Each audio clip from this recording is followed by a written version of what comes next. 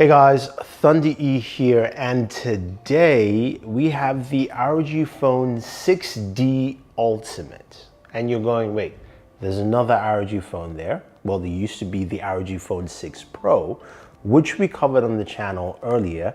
It's right here in my hand.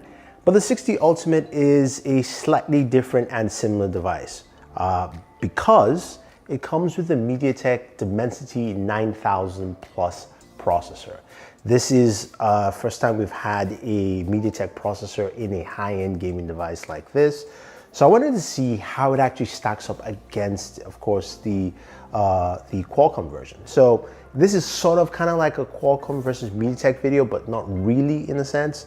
Let's first take a look at the ROG Phone 6D Ultimate. So honestly, it looks like the ROG Phone 6 Pro. In design, it is very similar. If you look at the back of the devices, mine of course is, the 6D has this gray look to it, while of course the 6 Pro is white. You do have an LED display at the back for both devices. Camera modules are the same. There is no top LED there that says come to play on the 6D. That's just been taken out.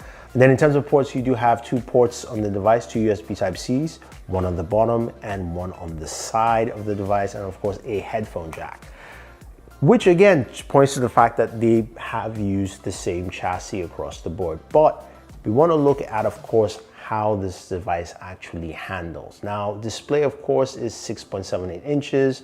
As you'd expect, both of them go to 165 Hertz. So you've got those display specs down. Let's talk about the brass tacks. Let's look at the processors here. So when we go ahead and open up Geekbenchmark for both of them, and we first check out the CPU scores. Here you see that the Mediatek device, the Dimensity 9000 Plus on the left here, clearly beats out what we have from the Snapdragon 8 Plus Gen 1. It beats it out on CPU scores, and then we move over to compute scores. This is where we see a huge difference, almost a 2,000 points difference. So does that mean that Mediatek is clearly better? Not necessarily. It means it does run higher scores here, which is good to see.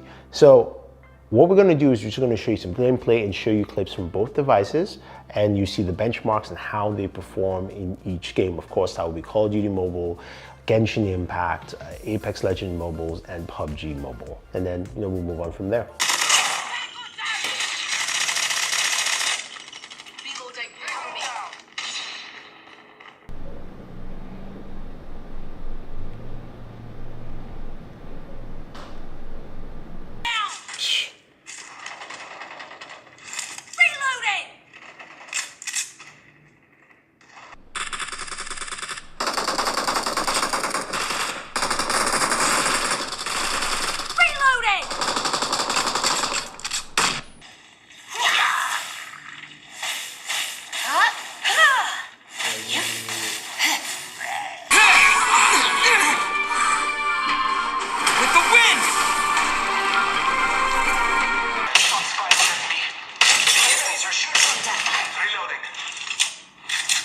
Recharging my shields.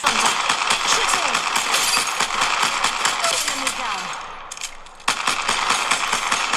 Okay, performance across both devices was quite impressive.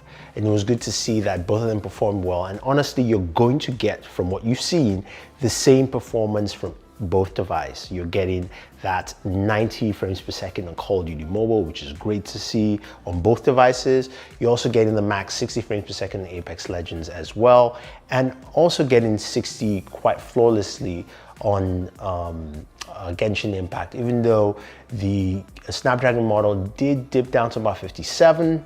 The, of course, Mediatek model stayed at about 60, 61, pretty much for the average for the whole time.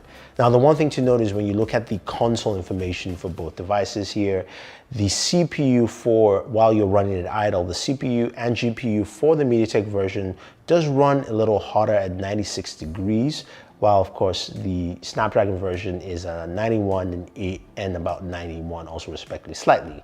But the internal system temperatures are much lower for both of them, about 77 to 80. So really close. I think the cooling that of course ASUS has done with both devices is pretty good.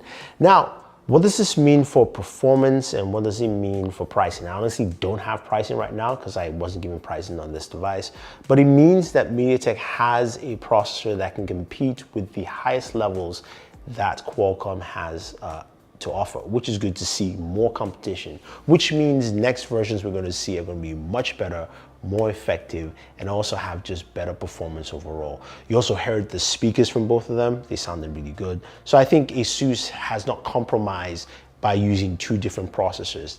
Take that, Samsung, you know. But here you have a device that has two different processors giving us the same set of results, which I definitely like to see. So let me know, which would you actually pick up? Would you pick up the MediaTek version? Would you pick up the Snapdragon version, especially looking at the performance there? Even though the MediaTek has higher benchmark scores from Geekbench, let me know. Also go ahead and check out our other videos on the iPhone 14 Pro Max gaming. I know I don't have benchmarks on that, but I will be comparing that device with both of these because, of course, those are the three top chipsets on the market. So stay tuned and always enjoy entertainment.